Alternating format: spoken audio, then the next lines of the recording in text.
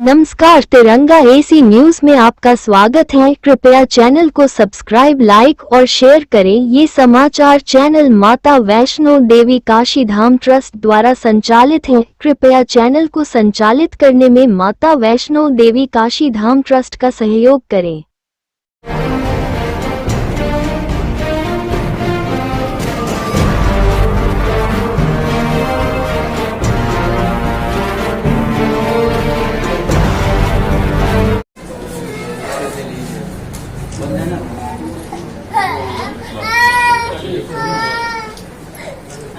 की दादी हैं। आप लोग को ये कब महसूस हुआ या कब जानकारी हुई कि बच्चा सुन नहीं सकता जन्म के बाद से? हमको कोई ऐसे ही लोग बताया कि बनारस में बहुत अच्छे डॉक्टर हैं। नहीं, मैं ये नहीं से पूछ रहा हूँ, मतलब आपको ये पता कब चला कि बच्चा सुन नहीं पा रहा है, ये आपको महसूस कब हुआ? 2 साल भर के बाद 1 साल की थी तभी जब चलने लगी थी तभी मालूम हुआ कि हमारी बच्ची सुन नहीं रही। आप लोग इसके पहले भी कहीं दिखाई होंगी, यहाँ आने से पहले भी? अरे पूछिए ना, कई जगह देखा है, दिल्ली, जबलपुर, कानपुर, यहाँ 2 जगह। ये लास्ट था कि यहाँ हमको कामयाबी मिला। यहाँ कब आप संपर्क किए, कितना समय हुआ? हमको कोई बता दिया। मैम कितने समय पहले आप यहाँ पे दिखाने आई थी, ये पूछ रहा हूँ। हाँ, 2 महीना से। मतलब आपको यहाँ पे 2 महीने में सारा ट्रीटमेंट भी मिला और ऑपरेशन भी हो गया? हाँ। ठीक, डॉक्टर साहब अपना परिचय दीजिए। नमस्कार, मैं doctor Manoj Kumar Gupta, chief ENT consultant and founder director शक्ति hospitals private limited Varanasi.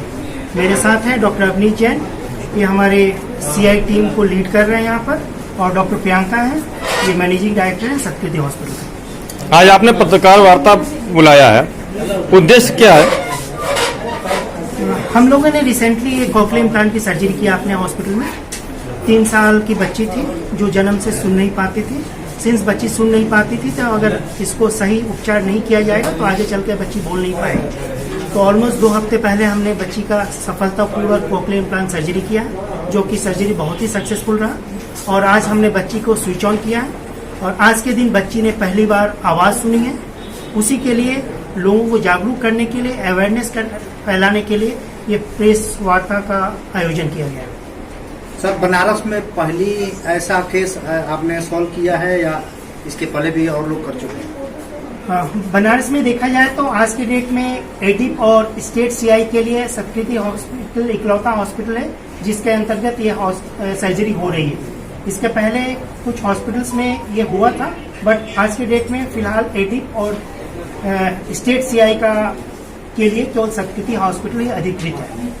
Sir, इसके लिए खर्च कितने आ जाते हैं लगभग? अमूमन इस ऑपरेशन में 8.5 से 10 लाख के आसपास का खर्चा आता है। डॉक्टर, ऐसा क्यों है कि एक उम्र बाद लोग सुनाई कम देने लगता है? जहाँ तक इस बच्ची की अगर बात करें तो इसमें कंजाइटल है, ये जन्म से ही बच्ची सुन नहीं पा रही थी।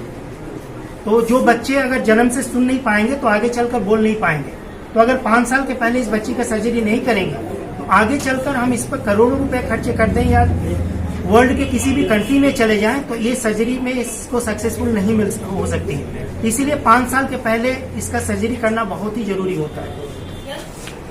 बाकी डॉक्टर अवनीश सर हैं, अगर इनसे रिलेटेड अगर कुछ आपको पूछना है। डॉक्टर साहब क्या कहेंगे कॉकलियर इम्प्लांट के बारे में, क्योंकि अभी आप डॉक्टर साहब ने बताया कि 3 साल के बच्चे का आप लोगों ने ऑपरेशन किया है जो आप लोग के साथ सक्सेस है।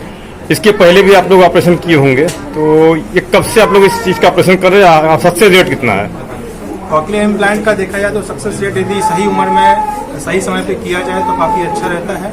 और रही बात ये स्टेट स्पॉन्सर्ड जो होता है कॉकलियर इम्प्लांट प्रोग्राम, ये वाराणसी में शक्ति हॉस्पिटल में पहली बार किया गया हुआ है। और चूँकि हमारा हॉस्पिटल इस चीज़ के लिए भारत सरकार और उत्तर प्रदेश सरकार से अधिकृत है, तो इसीलिए इसका ऑपरेशन यहाँ पे पहली बार किया गया।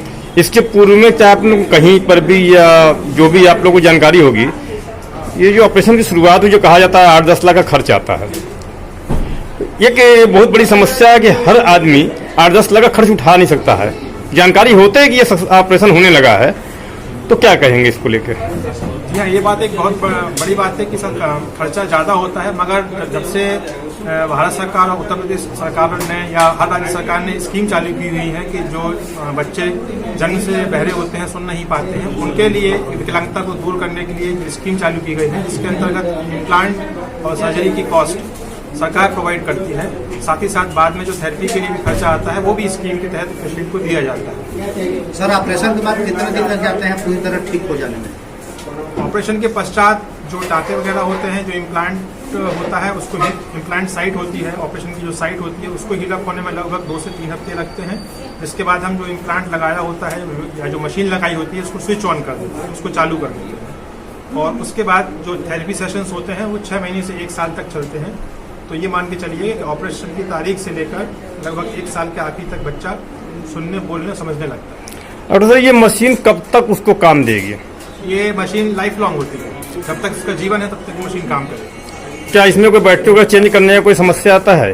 नहीं, अंदरूनी वाले हिस्से में बैटरी की समस्या नहीं रहती है, पर जो आपका एक्सटर्नल पार्ट जो कान के बाहर लगता है उसकी बैटरी रहती है, वो चेंज करनी पड़ती है। और रिचार्जेबल है जो कि कंपनियां प्रोवाइड करती है, बाद में पेशेंट अपना उसको लेता रहता है। मतलब ये मान लीजिए कि एक बार ऑपरेशन हो गया तो लाइफ जो है वो सुनने का सिस्टम आपके हाँ, जब तक कि आपकी कोई सिर में गंभीर चोट ना लगे, इम्प्लांट टूट ना जाए या कुछ और बीमारी हो जाए आपको, अन्यथा वो पूर्ण रूप से काम करते हैं।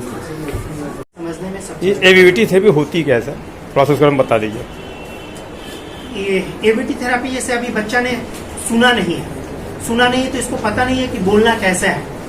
इस थेरेपी से बेसिकली इसको सिखाया जाता है कि कैसे हम शब्दों का उच्चारण कैसे करें। तो धीरे धीरे एक थेरेपी के तरीके से इन लोगों को बोलने का तरीका इनको सिखाया जाएगा। तो इसके लिए एवीटी थेरेपिस्ट हैं हमारे यहाँ, ये इनको सेशन लेंगे और इनको बताएंगे कि बच्चे को किस तरह से हमको आवाज ले आनी है।